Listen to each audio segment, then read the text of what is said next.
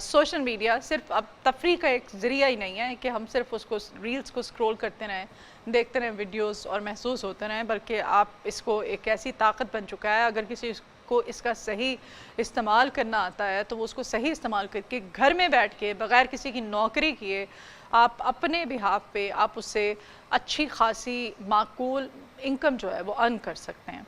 ये हम इस पे आज जानेंगे, इस पे बात करेंगे कि किस तरह से मुमकिन है। सोशल मीडिया एक्टिविस्ट और इन्फ्लुएंसर्स आज मुआशरे में शऊर, तालीम, मुस्बत सोच और तब्दीली लाने में क्या किरदार अदा कर रहे हैं, ये आज का हमारा टॉपिक है। और एक अच्छी जो वीडियो होती है, एक अच्छा कंटेंट जो होता है जिसको पढ़ा लिखा, और एक वो कंटेंट जो कि आप अपनी फैमिली और अपने बच्चों के साथ बैठ के भी देख सकते हैं, ये हमें ज़ाहिर एक मुस्बत पैगाम देता है। लेकिन अलमिया ये है कि हमारे यहाँ जितना ज़्यादा चीप कंटेंट आप देते हैं उतने ज़्यादा आपके फॉलोअर्स भी होते हैं और आपको देखा भी जाता है और आप उतना ज़्यादा कमा भी रहे हैं, अर्न भी कर रहे हैं।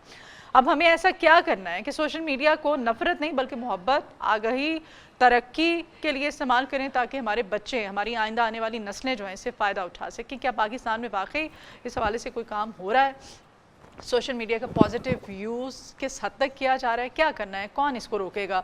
इस सब पे आज सेर हासिल गुफ्तगू करेंगे। हमारे साथ social media influencer Shariq Ali आज मॉर्निंग शो में मौजूद है। शारिक, आपको वेलकम करते हैं जी। बहुत शुक्रिया। कैसे हैं आप? अल्हम्दुलिल्लाह मैं खैरियत। अच्छा शारिक, सबसे पहले तो हमें ये बताइए, आप सोशल मीडिया जो है इसने हमारी जो यूथ है, यंगस्टर्स हैं, इनके तर्ज ज़िंदगी पर क्या मुस्बत असरात डालें और क्या मनफी असरात डालें? अच्छा, अगर बात की जाए सोशल मीडिया के इन्फ्लुएंस की, तो आपको पता है कि इंसान की शख्सियत के अंदर एक तजस्सुस होता है और वो तजस्सुस ज़्यादातर उसे जो है गलत चीज़ों की जानिब ज़्यादातर अक्सर औकात लेकर जाता है। अच्छा। तो सोशल मीडिया पे बहुत ज़्यादा इन्फ्लुएंस लोग लेते भी हैं गलत चीज़ों का, लेकिन बहुत से लोग ऐसे मौजूद हैं जो AI इन दिनों सिखा रहे हैं, जो सोशल मीडिया के ज़रिए पोइट्री को, अदब को तरवीज दे रहे हैं, जो इल्म की बात कर रहे हैं, जो हिस्ट्री पे काम कर रहे हैं, मज़हब पे काम कर रहे हैं। तो ओवरऑल सोशल मीडिया बहुत अच्छा इन दिनों काम कर रहा है और ये जो बूम सोशल मीडिया का इस वक्त है वो पहले कभी नहीं था और इस वक्त सोशल मीडिया पे ज़्यादा से लोग हैं। मैं जब अपने एनालिटिक्स देखता हूँ तो वहाँ देखता हूँ कि ज़्यादातर जो मुझे फॉलो कर रहे हैं वो 25 से 34 साल की उम्र के लोग हैं, यानी कि ज़्यादातर यंगस्टर्स हैं। ज़्यादातर ऐसे लोग हैं कि जिन्हें हुकूमत अब मैच्योर भी समझती है, जैसे कह रहे थे कि 25 साल कम अज़ कम वोटर है। तो वो मैच्योर लोग हैं, तो बहुत ज़्यादा इन्फ्लुएंस आ रहा है और बहुत ज़्यादा लोग जो हैं इस बात को देख रहे हैं कि अब पॉजिटिविटी की तरफ जो है सोशल मीडिया जाना शुरू हुआ। आप कौन सा कंटेंट? मैं ज़्यादातर पोइट्री अपलोड करता हूँ, सोशल इश्यूज़ पे मैं अपनी भी पोइट्री करता हूँ और दीगर जो सीनियर शोरा हैं उनके अशार भी जो है रिसाइट करके अपलोड करता हूँ। अच्छा, इंस्टा पे या? मैं ज़्यादातर फेसबुक पे अपलोड करता हूँ, टिकटॉक पे अपलोड करता हूँ, बट इंस्टाग्राम बहुत ज़रूरी है, उस पर तो वीडियोस जो हैं वो ज़्यादा चल रही होती हैं। अच्छा, इंस्टा पे लेकिन अभी पाकिस्तान में पैसे मोनेटाइजेशन नहीं है, monetisation is only on Facebook, जो पाकिस्तान में अभी शुरू हुआ है। अभी हुआ? हाँ। और फेसबुक पे क्या क्राइटेरिया है मोनेटाइजेशन का? क्राइटेरिया पहले था कि कम से कम आपके 10,000 फॉलोअर्स होने चाहिए, आपका वॉच टाइम जो है 60,000 मिनट्स होना चाहिए, लेकिन अब उन्होंने ये ख़त्म कर दिया। अब उन्होंने इनवाइट ओनली पे कर दिया है कि उनकी मर्ज़ी है, वो जिसे चाहेंगे इनवाइट करेंगे, वो बंदा मोनेटाइज होगा। और पाकिस्तान में अभी तक सैकड़ों जो हैं वो हो चुके हैं मोनेटाइज। मेरा my account is one of them और अल्हम्दुलिल्लाह वो हम जब सुनते थे कि लाखों कमाएं सोशल मीडिया से, हमें लगता था ये सारा फेक है, लेकिन अब लाखों के करीब जो हैं हम सोशल मीडिया से मंथली अर्न कर रहे हैं।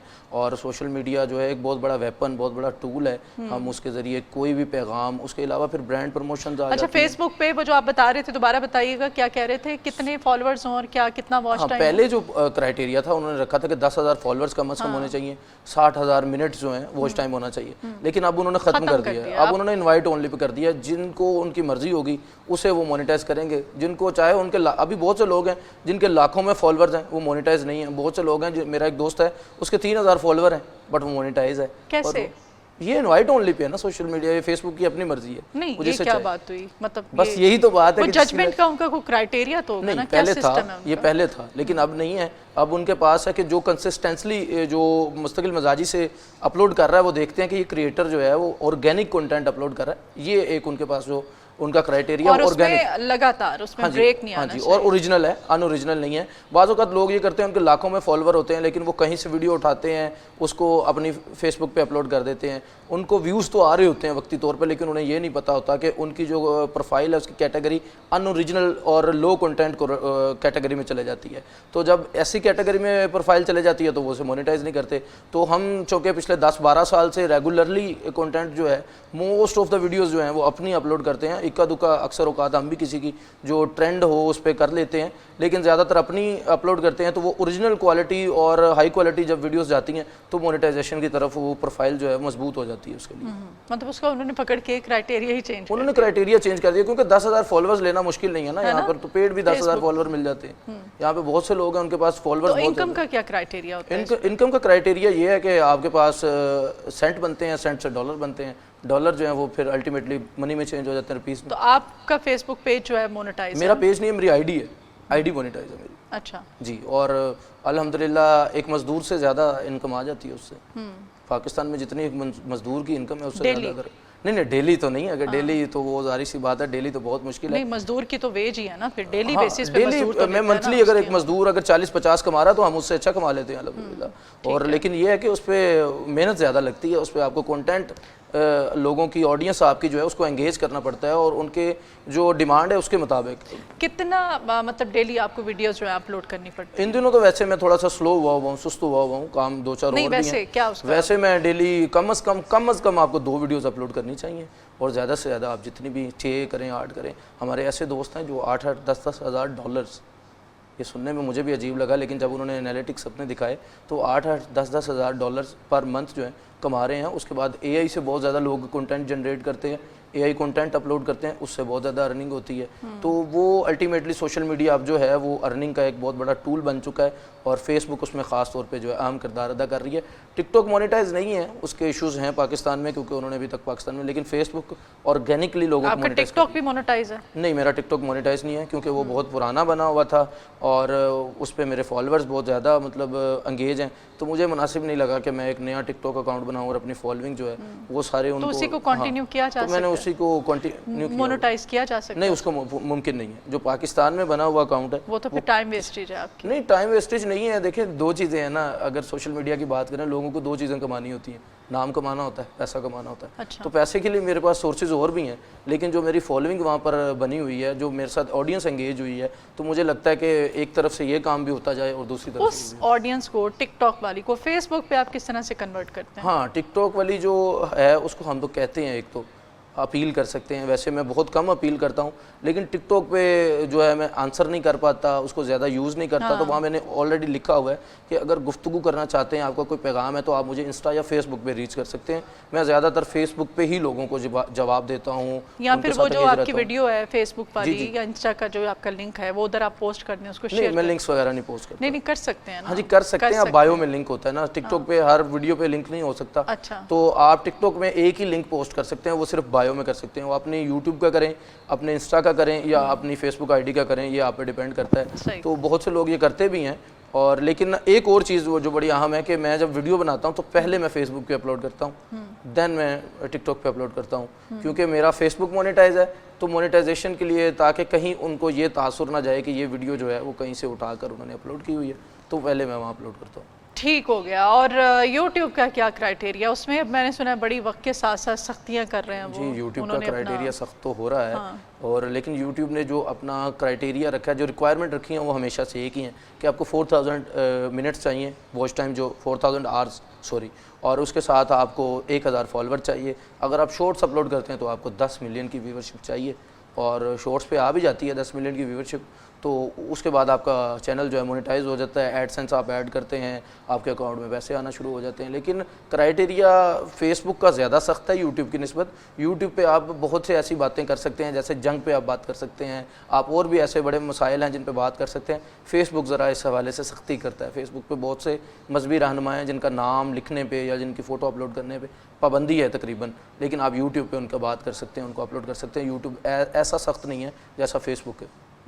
तो उस पे आप जंग पे बात आप कर सकते हैं। अभी जैसे हम ऑपरेशन बुनियानुल मरसूस था, उसमें हम बात कर सकते हैं फेसबुक पे, आप कर सकते हैं, कंटेंट अपना बिल्कुल आप कर सकते हैं, लेकिन इट्स ऑलवेज रिस्की।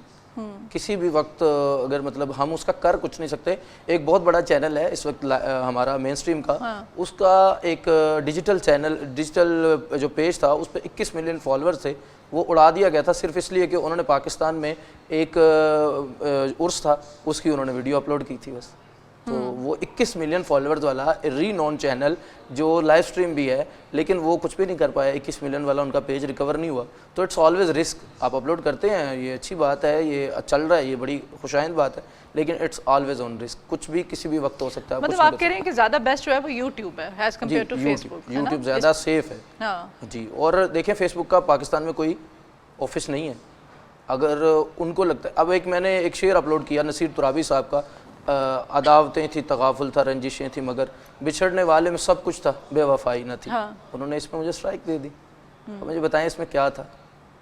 पता नहीं उन्हें अदावत किस बात पे हुई, रंजिश किस बात पे हुई, उन्होंने इतना तगाफुल किया, लेकिन मैंने उन्हें रिपोर्ट किया, उन्हें मैंने मैसेज किए, उन्हें मैंने क्रिएटर सपोर्ट पे जाके, लेकिन उन्होंने कहा कि हमने रिव्यू किया तो हमें ये आपकी पोस्ट जो है इनअप्रोप्रिएट लगी है। रियली? तो कुछ भी कर सकती है फेसबुक किसी भी वक्त। और ये जो इंस्टा है, मेरा इंस्टा पे इतना ज़्यादा, इंस्टा के पैसे नहीं है ना अभी पाकिस्तान में? पैसे नहीं है तो पैसे वो देखें, ये तो उनकी अपनी पॉलिसी है, लेकिन इंस्टा पे बड़ी बात ये है कि इंस्टा पे अगर आप अपनी फॉलोइंग ग्रो कर लेते हैं तो आपको पेड प्रमोशन आना शुरू हो जाती हैं। तो मेरा ख्याल है कि ज़रूरी नहीं आप ऐप से ही पैसे कमाएं, आप पेड प्रमोशन से पैसे कमा सकते हैं, और वो ज़्यादा आसान है। उसमें आप 1-1.5 मिनट की वीडियो बना के देते हैं, कोलैब करने के आप अलग पैसे लेते हैं, अपनी आईडी से अपलोड करने के अलग लेते हैं, या सिर्फ आपने बनाकर देनी है उनको वीडियो तो उसके अलग पैसे लेते हैं। तो मेरा ख्याल है कि अल्टीमेटली सोशल मीडिया जो है, अगर कोई इसको चलाना सीख गया, अगर आप मजहबी बहसों से, सियासी बहसों से निकल आएँ, अगर आपको पता चल जाए कि ये सिर्फ वेस्ट ऑफ टाइम है, अगर आपको समझ आ जाए कि आप यहाँ पर अपना प्रोडक्ट लॉन्च करें, बेचना शुरू करें, तो आपको पैसे वहाँ से मिल सकते हैं। बहुत से लोग कारोबार करते हैं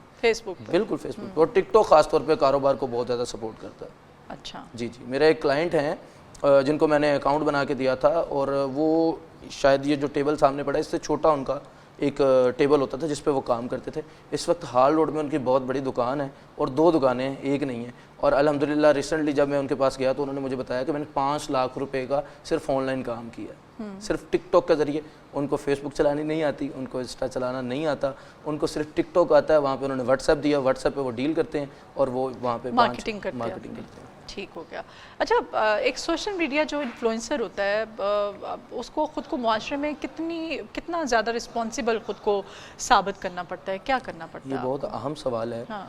कि सोशल मीडिया के जो लोग हैं, जो इन्फ्लुएंसर हैं, वो कितना अहम। देखें, सोशल मीडिया एक ऐसी चीज़ है कि हम कुछ भी कर रहे होते हैं तो लोग उससे इन्फ्लुएंस ले रहे होते हैं, उसको फॉलो करना शुरू कर देते हैं। और मेरा ख्याल है कि बहुत ज़िम्मेदार होना चाहिए, ख़ास तौर पे आप मजहबी और कोई भी ऐसी बात जिससे माशरे में इंतशार फैलता हो, बिल्कुल नहीं करनी चाहिए। और ऐसा इन्फ्लुएंस तो बिल्कुल नहीं लाना चाहिए कि बच्चे जो हैं वो वालिदैन के गिरेबान पकड़ लें और उन तक चले जाएं। तो सोशल मीडिया का एक जो सारिफ है वो देख रहा होता है चीज़ों को, और उसको लग रहा होता है कि ये रियल लाइफ है।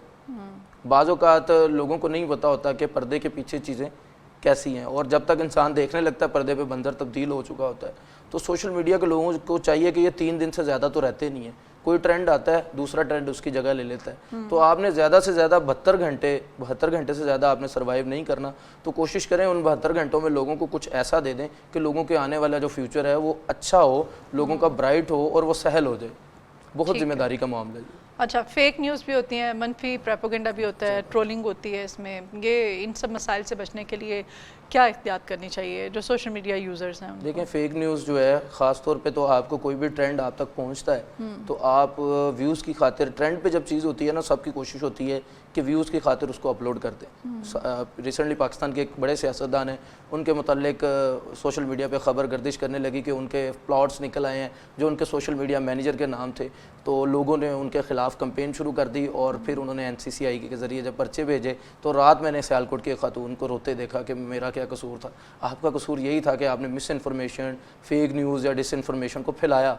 आपने सब्र नहीं किया, आपने ये कोशिश नहीं की कि आप रुक जाएं, 1-1.5 घंटा, 2 घंटा या 4 घंटे देख लें कि बात क्या है क्या।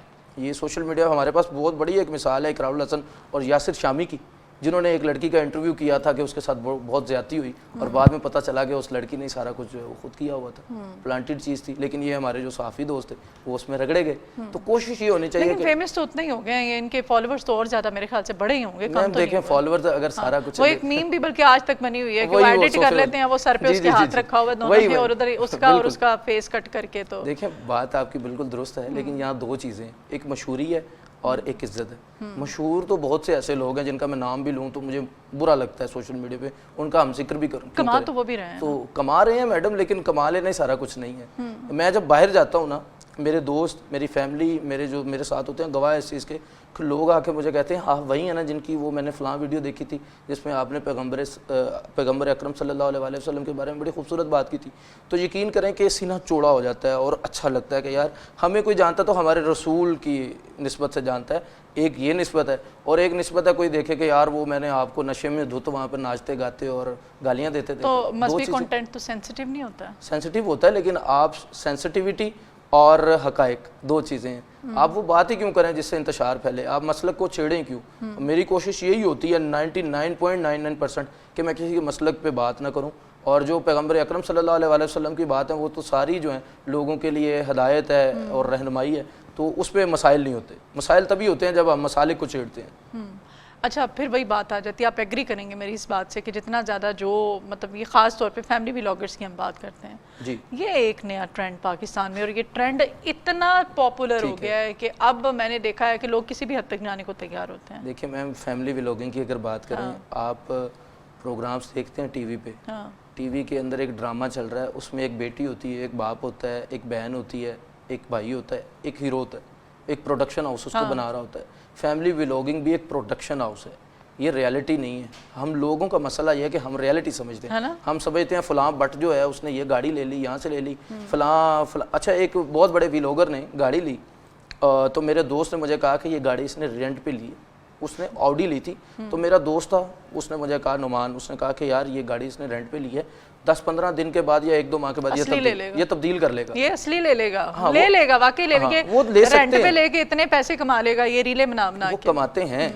लेकिन उन्होंने बताया, उसने बताया, और 1 माह के बाद उसने चेंज कर ली गाड़ी। तो मुझे समझ आई कि इतनी महंगी गाड़ी वो ले नहीं सकता था, उसने रेंट पे ली, उसने अपना एक रोब दबदबा कायम किया, व्यूज़ लिए और बात बढ़ाई कि पाकिस्तान में पहली फ़लाँ गाड़ी जो है इन्होंने ले ली। तो उसके साथ ही उसने कुछ दिन के बाद DHA में बहुत बड़ा मकान लिया, दोस्त ने कहा इसने भी रेंट पे लिया हुआ है। तो मैं समझता था ये मजाक चल रहा है, तो वही बात हुई, वही हो गया। तो बातें हैं कि उसने फिर एक बहुत मशहूर सोशल मीडिया का जोड़ा था, उसके मुताबिक भी उसका यही कहना है कि इनकी जो शादी है वो कॉन्ट्रैक्ट मैरिज है। कुछ दिन पहले उनकी तलाक की भी बात हो रही थी। मैं रजब भट्ट की बात नहीं कर रहा, एक और जोड़े की बात कर रहा हूँ। तो सोशल मीडिया पे बहुत चीज़ें हैं जो देखने वालों को बाज़-औक़ात नज़र नहीं आ रही होती, लेकिन जो सोचने वाला है उसको नज़र आ रही होती है। तो फैमिली व्लॉगिंग एक प्रोडक्शन हाउस है, वो अच्छी बुरी प्रोडक्शन हर किसी की होती है, कुछ लोग अच्छी और वो रियल नहीं है। हाँ, वो रियल नहीं है। उस पे आप मसला यही होता है जब आप ये समझते हैं कि यार ये सारा कुछ इसने यहाँ से कमा लिया, सोशल मीडिया से कमाई होती है, लेकिन इतनी भी नहीं होती कि कोई बंदा जो है ना वो दिनों में करोड़पति हो जाए या दिनों में जो है वो अरबपति हो जाए, ऐसा नहीं है। फिर वो ब्लैक एंड वाइट की बड़ी गेम्स होती हैं, वो बड़ी लंबी चीज़ें हैं। और फिर लाइव आना, बिल्कुल लाइव आना, और लाइव कैसे आते हैं, टिकटॉक पे आते हैं लाइव, है ना? टिकटॉक पे लाइव की ऑप्शन होती है। मैंने कोई 1-2 दिन चेक किया, बट मुझे समझ नहीं आया। मुझे लगा कि यार ये क्या फजूल सा काम है। एक शरीफ आदमी नहीं कर सकता। एक शरीफ आदमी कर सकता है, लेकिन उसको फिर बहुत देर लग जाएगी। वो अगर मतलब हम वहाँ पर बात करेंगे, आप पैसे नहीं ना फिर कमा सकते, फिर पैसे नहीं कमा सकते, आप नाम कमा सकते हैं, फॉलोअर्स गेन होते हैं, लेकिन पैसे कमाने के लिए आपको जो है ना फिर माफियाज आपसे रब्ता करती हैं कि भाई हम आपको पैसे सेंड करेंगे। आपको अगर हम 1 लाख सेंड करते हैं तो आप अपने अकाउंट में हम आपको गिफ्टिंग करेंगे। वो एक प्रॉपर आपके पास सबूत होगा, जी मुझे तो गिफ्टिंग हुई है। फिर आप 1 लाख निकलवाइएगा, 70 हमें वापस दीजिएगा, 30,000 रखिए। It's a game. ये बड़ी चीजें हैं, कितना कॉम्प्लिकेटेड है, बहुत कॉम्प्लिकेटेड है। लोगों ने और देखो इनको तो ऐसे लगता है पता नहीं इनकी जिंदगियां कितनी, रियल लाइफ और रियल लाइफ में बहुत बड़ा फर्क है। लोगों को ये नजर आता है कि सेम है जैसे। ओके जी, बहुत शुक्रिया शारिक आपके आने के लिए। बहुत शुक्रिया।